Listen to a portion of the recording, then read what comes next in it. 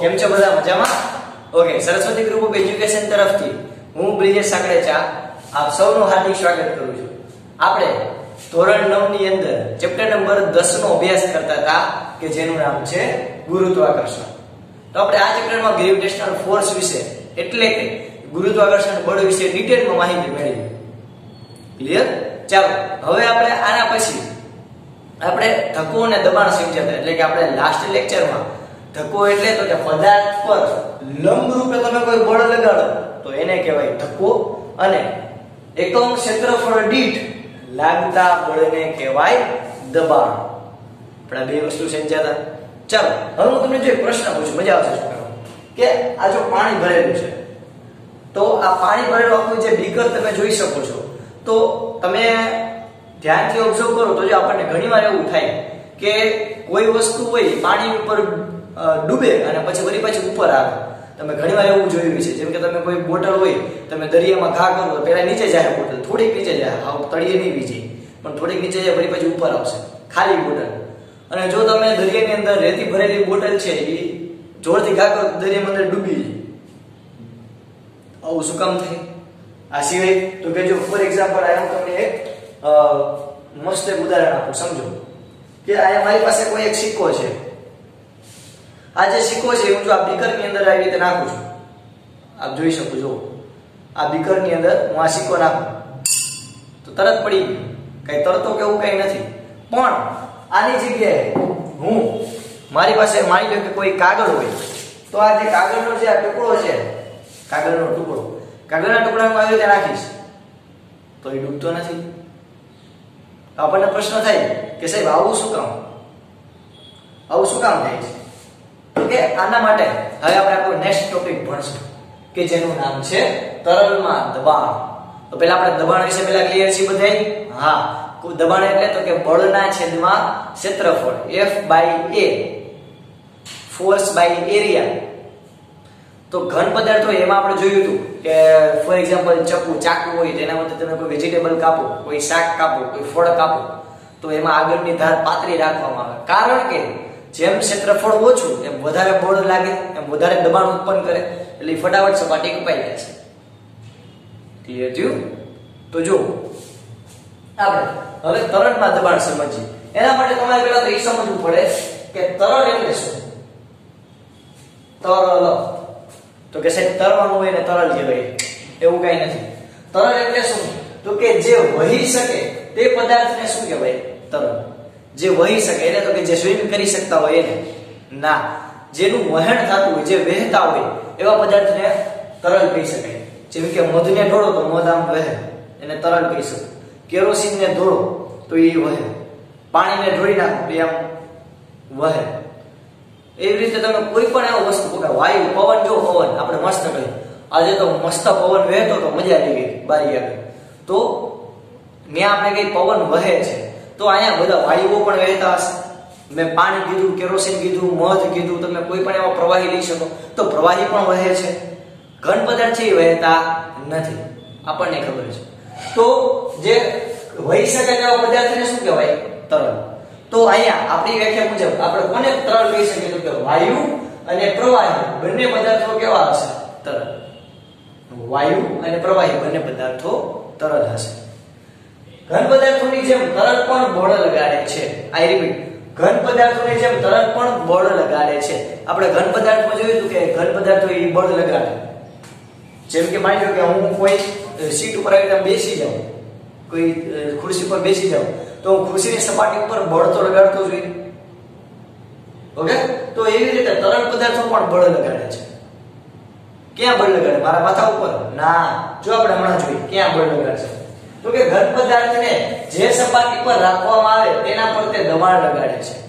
એટલે કે ઘન પદાર્થને આપણે જ્યાં રાખી એ સપાટી પર દબાણ લગાડે. ફોર એક્ઝામ્પલ માની લો કે મારી પાસે કોઈ આવી બુક છે. હવે આ બુકની ઉપર માની લો કે આ માર્કરને આમ રાખું તો આ બુકની ઉપર માર્કર આવ્યું. હવે આ માર્કરનો જે આખો ભાગ હશે તો એ જે ભાગ છે એ માર્કર જે છે એ આ જે બુકની સપાટી છે એના ઉપર બળ લગાડતું છે, એટલે દબાણ ઉત્પન્ન કરતું છે. ક્યાં? તો કે જેટલો માર્કરનો ભાગ છે ત્યાં. એટલે આપણે કીધું કે ઘન પદાર્થને જે સપાટી પર રાખવામાં આવે, જો અમે આ સપાટી લીધી, જે સપાટી પર રાખવામાં આવે તેના પર તે દબાણ લગાડે છે, એટલે કે માર્કર છે એના પર દબાણ લગાડે છે. તો માર્કરનું દબાણ લાગે તો મને કઈ અસર નહીં થાય, પણ આ જગ્યાએ લોખંડનો ટુકડો રાખે તો મારો હાથ તરફ નમી જશે. ઓકે, તો હલકા પદાર્થનું દબાણ ઓછું, વધારે કહેવાય ને કે ભારી પદાર્થનું દબાણ વધારે, આપણે એવું કહી શકીએ. તો અહીંયા આપણને આ પોઈન્ટ ક્લિયર થયું. ઘન પદાર્થને જે સપાટી પર રાખવામાં આવે તેના ઉપર તે દબાણ ઉત્પન્ન કરે છે. તો હવે તરલની વાત કરીએ તો કે તરલ પદાર્થ, જો આ સ્કીમ વાળો પદાર્થ છે, તરલ પદાર્થને જે પાત્રમાં રાખવામાં આવે તેના તળિયા પર અને દરેક દિવાલ પર બળ લગાડે છે. તરલ પદાર્થને, તરલ, પ્રવાહી અને વાયુ, તે તરલ પદાર્થને જે પાત્રમાં રાખવામાં આવે એનું તળિયું અને જે દિવાલ હોય એના ઉપર બળ લગાડશે. ફોર એક્ઝામ્પલ આપણે જે આ બીકરની વાત કરી તો બીકરમાં જે પાણી ભરેલું છે એ તરલ છે આપણા વ્યાખ્યા મુજબ, કારણ કે પ્રવાહીમાં આવે. હવે જે પાણી છે એ પાણીનું એ જે છે આ જે કાચનું બનેલું જે બીકર છે એના તળિયા ઉપર સતત દબાણ લગાડે છે. એની જે આ પાણીની જે દિવાલ છે એ દિવાલ ઉપર પણ સતત દબાણ લગાડે છે. તો અહીંયા ઘણા કે કાગળ ભીનો થઈ ગયો એટલે ડૂબી ગયો. તો અહીંયા આપણે તરલ પદાર્થ છે એના ઉપર શું શીખા તો કે તળિયા ઉપર અને બધી દિવાલ ઉપર દબાણ લગાડે. તેનું બેસ્ટ એક્ઝામ્પલ આપું, આપણે પંચર થાય તો શું થાય આપણા મને યો ભાઈ, હવામાં ટ્યુબમાં, કઈ તો કે સાયકલની ટ્યુબમાં પંચર થાય તો શું થાય તો કે આપણે કઈ સાયકલમાં તો હવા વહી જાય.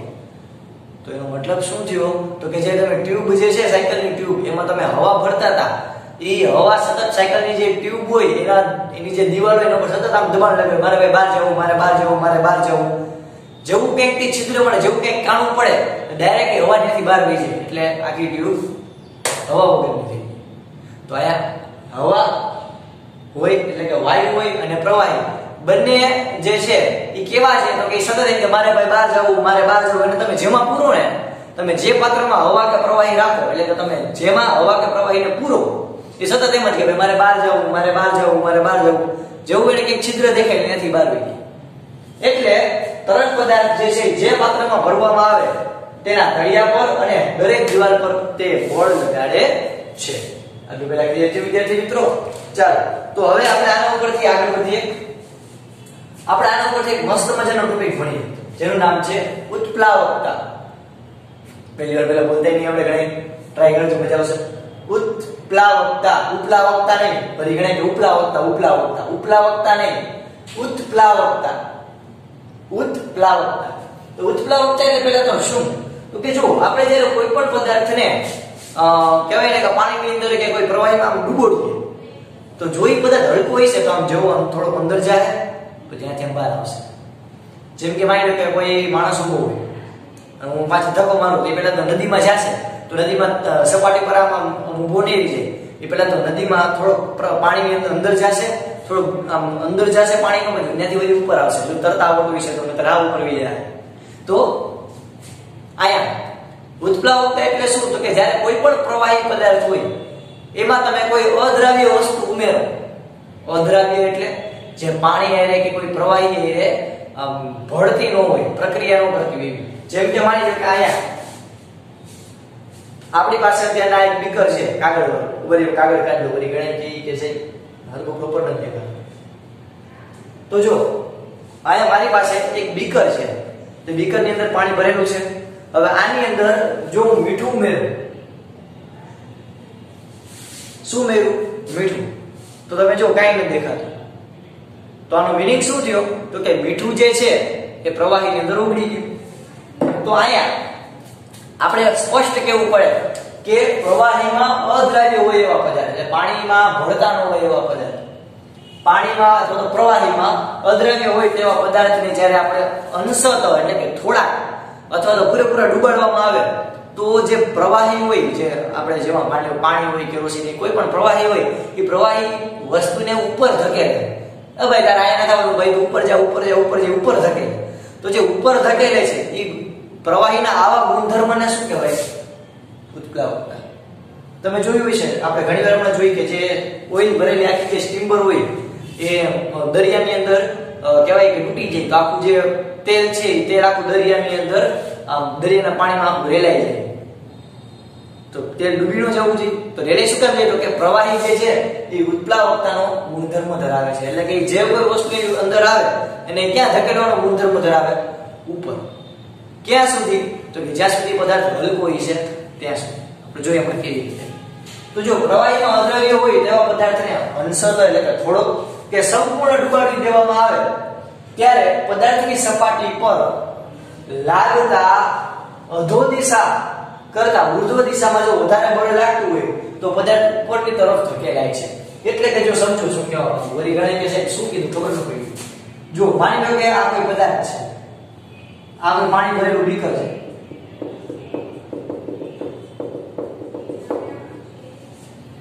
હવે તો કે આ જે બીકર છે, આ પાણી ભરેલું beaker,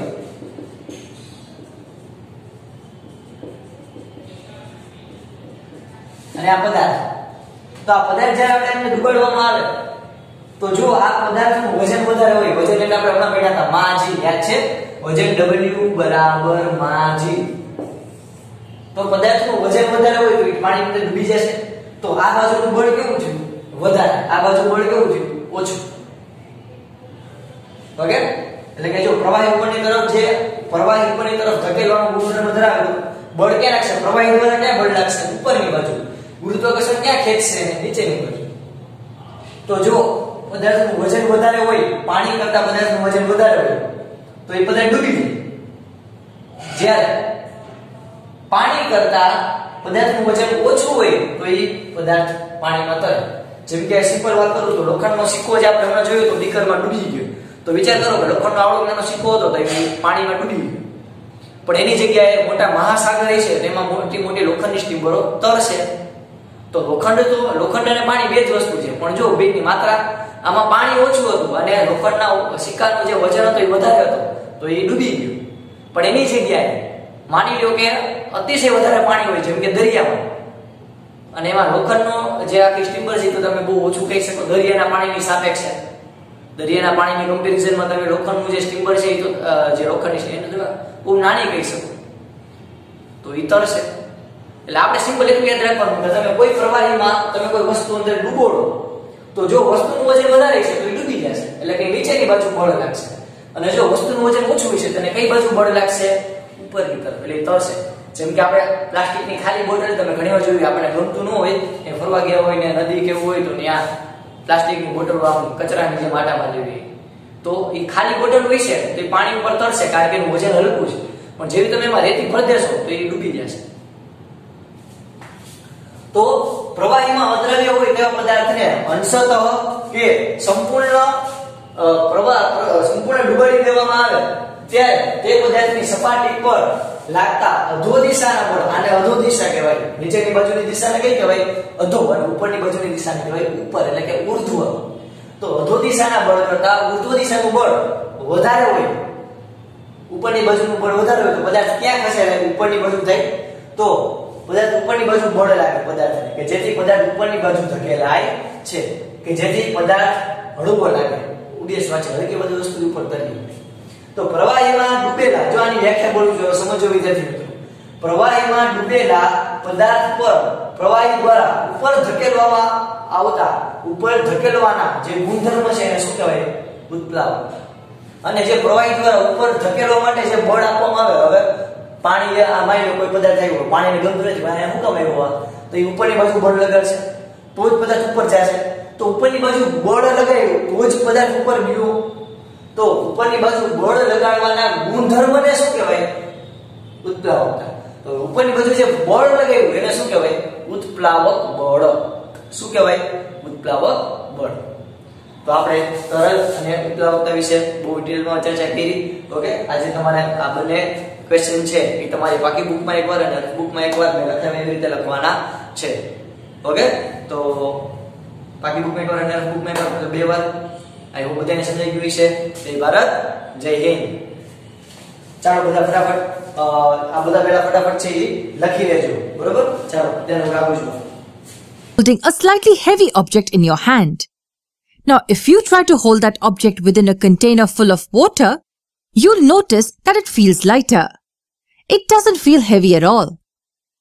What happens when you put an empty glass into a container of water? Of course, the glass fills up with water. So you're holding the glass of water inside the water which is in the container. And now, when you try to take the glass outside the water, what do you notice? Yes, the glass feels heavier when it's outside the fluid. And the same glass full of water felt light when it was placed inside the fluid. And that brings us to the concept of buoyancy. What happens when an object is placed inside a fluid? As we'd seen in the previous video, the fluid pressure increases with depth. Now, because the pressure increases as we go deeper, the force exerted upward due to the pressure will be more than the pressure exerted downwards due to the pressure. So the force exerted on the bottom of the object due to pressure will be more than the force exerted on the top. So this net upward force exerted on objects submerged in fluids is called the buoyant force. ચાલો તો આપણે બધાએ આ લખી લીધું હશે. હવે તમને હું ક્વેશ્ચન કરાવું છું કે આપણે જે બેગ હોય બેગના પટ્ટી જે હમણાં ઘણા ફેશનમાં નીકળ્યા છે કે સાવ પાતળી એવી દોરી હોય આમ બેગમાં આવી રીતે હોય, ખબર ન પડે ભણવા જાય છે કે સ્ટાઇલ મારવા જાય છે. તો એ જે પાતળી પટ્ટીવાળા બેગ છે એના કરતા આપણે તમે જો અત્યાર સુધી બહુ જાડા પટ્ટાવાળા બેગ હતા, તેનું કારણ શું? તો કે જો તમે જ્યારે કોઈ પુસ્તક ભરેલું જે આખું બેગ તમારું હશે એ તમે ટીંગાળો છો તો જે બેગનું જે વજન હશે તો એ વજન ક્યાં લાગતું હશે? નીચેની બાજુ. તો તમારો જે ખંભા છે એ રીતે આમ બળ અનુભવશે. હવે તો કે જો એ જે બેગના પટ્ટા પોળા કરી દેવામાં આવે, તેનું ક્ષેત્રફળ વધારી દેવામાં આવે તો આપણા જે દબાણનું જે સૂત્ર છે, દબાણનું સૂત્ર P = F/A, આ સૂત્રની મદદથી આપણે એવું કહી શકીએ કે જે ક્ષેત્રફળ વધારું તો પદાર્થ ઉપર લાગતું દબાણ ઘટે. કારણ કે બે કેવું થયું? વ્યસ્ત પ્રમાણ થયું. મેં તમને સમજાવેલું છે વ્યસ્ત પ્રમાણ. તો ક્ષેત્રફળના વ્યસ્ત પ્રમાણમાં થયું એટલે કે ક્ષેત્રફળ વધારવું તો લાગતું દબાણ ઘટે. એટલે તમે ઓછું થકાન અનુભવો, તમે ઓછું બળ અનુભવો. જેમ તમારા બેગના પટ્ટા છે એ બહુ મોટા હોય એમ તમે ઓછું દબાણ અનુભવો. ઓકે વિદ્યાર્થી મિત્રો, તો આ એક ખાસ મગજમાં રાખજો. ઓકે, આ સિવાય બીજો ક્વેશ્ચન તમને કહું તો કે ઉત્પ્લાવકતા જે છે, ઉત્પ્લાવકતા એમાં આપણે હજી એકવાર કન્સેપ્ટ ક્લિયર કરી દઉં તો કે કોઈ પાણી હોય એમાં અથવા તો કોઈ પ્રવાહી હોય એમાં તમે કોઈ અદ્રવ્ય વસ્તુને અંશતઃ કે સંપૂર્ણ ડૂબાડો તો એ પ્રવાહી એને ઉપર ધકેલવાનો ગુણધર્મ ધરાવે છે. એને શું કહેવાય? ઉત્પ્લાવકતા. અને ઉપર તરફ લાગતા બળને કહેવાય ઉત્પ્લાવકતા બળ. આટલું ક્લિયર થયું? ઓકે, હવે પાણીની સપાટી પર કોઈ પદાર્થને રાખતા તે કેમ તરે છે તો ડૂબે છે? તો કે જે પદાર્થની કહેવાય ને કે ઘનતા, પદાર્થની ઘનતા એ ઘનતા એટલે દળના છેદમાં કદ. તો પદાર્થની ઘનતા એટલે પદાર્થનું તમે સિમ્પલ ભાષામાં કહો તો પદાર્થની ઘનતા એટલે દળના છેદમાં કદ. તો પદાર્થની ઘનતા એ પાણીની ઘનતા કરતા વધારે છે તો એ વસ્તુ ડૂબી જશે. અને જો પદાર્થની ઘનતા એ પાણી કરતા ઓછી છે તો પાણી તરશે. તો તમે આવી રીતે પણ આ કહેવાય ને કન્સેપ્ટ સમજી શકો છો. તો આજે આપણે અગી તરલમાં જે દબાણ ઉદ્ભવે છે એના વિશે ચર્ચા કરી. તરલ કોને કહેવાય સમજ્યા, તરલમાં કેવી રીતે દબાણ લાગે છે આપણે સમજ્યા. ત્યારબાદ ઉત્પ્લાવકતા બળ જે છે એના વિશે પણ આપણે ડિટેલમાં માહિતી મેળવી. અને ત્યારબાદ આપણે અમુક એવા વ્યવહારિક ઉદાહરણ જોયા કે જેથી આપણને ખબર પડી કે હા ભાઈ આ વસ્તુ કરેક્ટ છે. ક્લિયર થયું? ચાલો તો અહીંયા સુધી રાખીએ છીએ. જે મેં છેલ્લે પણ તમને પ્રશ્ન કરાવ્યો એ પણ તમારે બે વાર લખવાના રહેશે, એકવાર પાકી બુકમાં અને એકવાર રફ બુકમાં. ઓકે ભારત માતા કી જય. જય ભારત, જય Hind. A bottle and a container of water. If you drop the bottle on the fluid, you will see that it will float. That's because the fluid is applying an upward force on the bottle. Now hold the bottle and push it inside the fluid. You'd notice that the bottle is also exerting an upward force on your hand. If you leave the bottle, you'll see that the bottle will come up to the surface on its own. I think you can guess why. Now push the bottle deeper inside the fluid. You will feel more force against your hand. And when you release the bottle, it'll rush back to the surface.